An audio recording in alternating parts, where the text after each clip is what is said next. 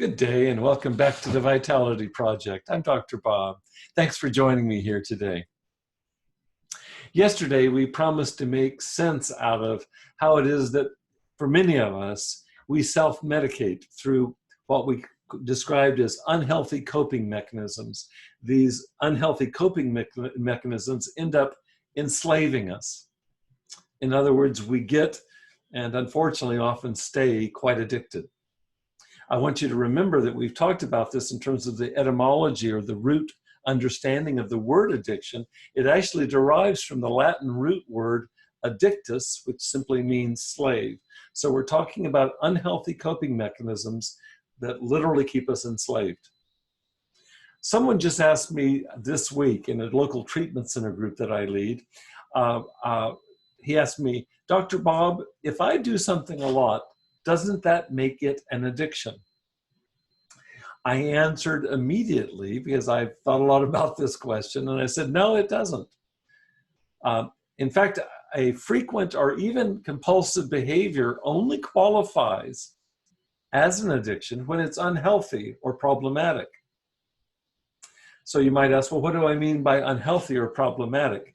In a nutshell, what I mean is this. If I engage in any action pattern, that's a pattern of behavior, whether with mood-altering drugs or any other behavior, which most of these behaviors that we engage in themselves are mood-altering. They make us feel better. If I engage in any action pattern which negatively impacts my health, my relationships, or my capacity to contribute, excuse me, and by contribute I mean parenting, schooling, work, if any one of these three areas is impacted negatively, then I've moved into the unhealthy zone.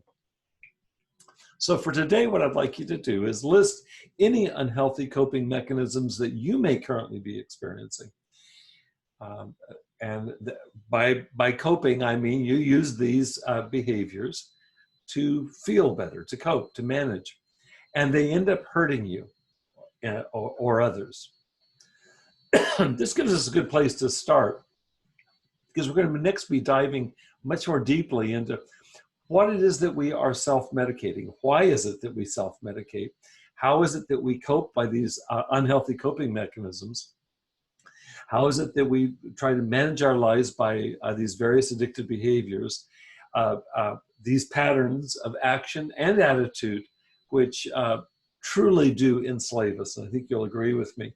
Once you get locked into one of these behavior patterns that's self-destructive, you can feel compelled to do something, and it's being self-destructive doesn't stop you from engaging in it. So give some thought to that. In the meantime, I want to thank you again for joining me here today at the Vitality Project. I hope that you'll stay safe, be well, and come back and join me again tomorrow.